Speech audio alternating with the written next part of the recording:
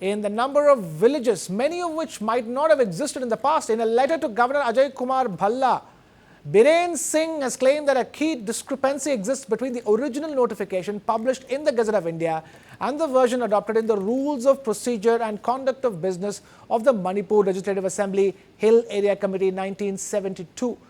Pointing out to a major conspiracy being uncovered, Biren Singh pointed out that off in the Gazette has been changed to or in Assembly records, clearing the way for new villages to emerge without a proper check.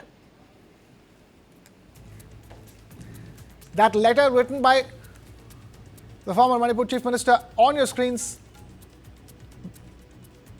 Biren Singh pointing out a change, a crucial change in the wording from off to or in the Assembly records that allows for new villages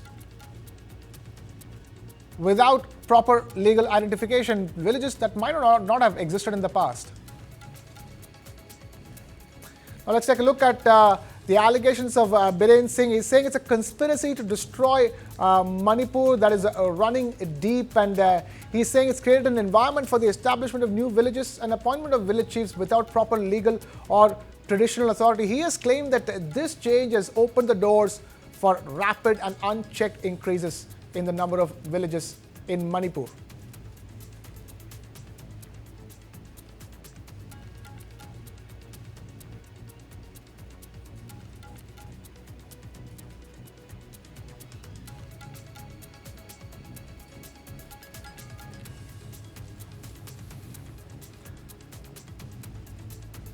Biren Singh levelling serious allegations against the Manipur Assembly, the Manipur government, and writing a letter to the Governor of Manipur saying that the Assembly is changing words on the Gazette. We have Kartikeya Sharma, our Deputy Managing Editor, joining us live from the newsroom. Kartikeya, these are some serious allegations that have been levelled by Biren Singh. See, there are two things which Biren Singh is talking about. Biren Singh is talking about demographic change. When he says that the word has been changed, what does he say in his tweet? He says the alteration between the original Gazette has taken place. He said by mistake or intentional.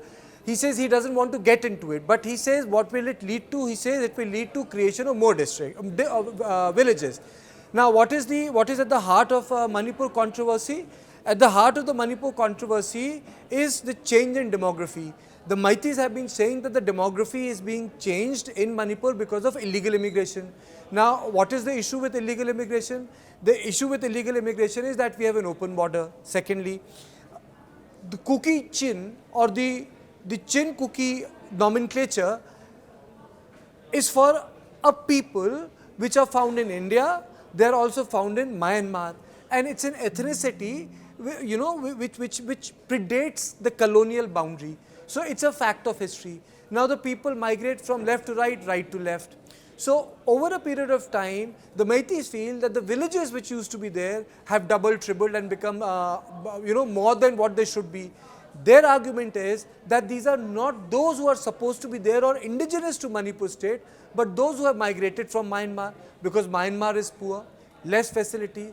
Manipur gets central assistance, it has more facilities. So that is number one. Secondly, the view is that every succession in the village has to be accounted for and the government needs to be briefed about it. Biren Singh is trying to say that this will lead to unaccounted proliferation of villages. That is his point of view. That is why he has written the letter. So I think, Biren Singh's letter is also about the deep anxiety which is running in Manipur, and that is why I say that Manipur is a very different sort of a conflict from any other area which India has witnessed. It is an ethnic conflict which involves the entire population. That is why you have this invisible boundary between two communities. That is why buses from the Kuki areas cannot ply in Meitei areas, and the Meitei area, the buses cannot go into the Kuki areas. For what? Because they feel that there is no security, one. Secondly, the territorial integrity of Manipur also becomes challenged in the narrative of the Kukis. Cookies want separate administration. Now they are demanding a union territory. Meiteis says that the Manipur's territorial integrity is sacrosanct. Their argument is this is within the Constitution of India. You can create a territorial council. Bodo Territorial Council operates in Assam. But it's easier said than done, because when we talk about overlapping ethnicities, when we talk about state like Manipur, Northeast and Manipur is part of Northeast. It's pretty complex history with overlapping claims, history with contested ideas of where they started from, and it is a history where militancy is part and parcel of the political culture. You have Sioux issue, you have Methi militancy issue, that there are a number of things which the centre will need to deal with. But since he is the former Chief Minister and he has written a letter like this, so this consolidates that opinion that, well, the unchecked proliferation of villages in the hill areas may take place. That's where the cookies are. So this is what I understand of his letter, because his letter is also coming from a point of view, which means that Manipur's territorial integrity also rests on one thing, that the demographic balance needs to remain intact. It cannot be allowed, it cannot be altered. And how can it be altered?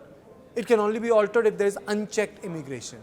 Now, the centre has made sure that unchecked immigration does not take place, free movement regime has come to an end, border fencing is taking place, different sort of patrolling is taking place. So I think the priority of the centre has also changed over a period of time.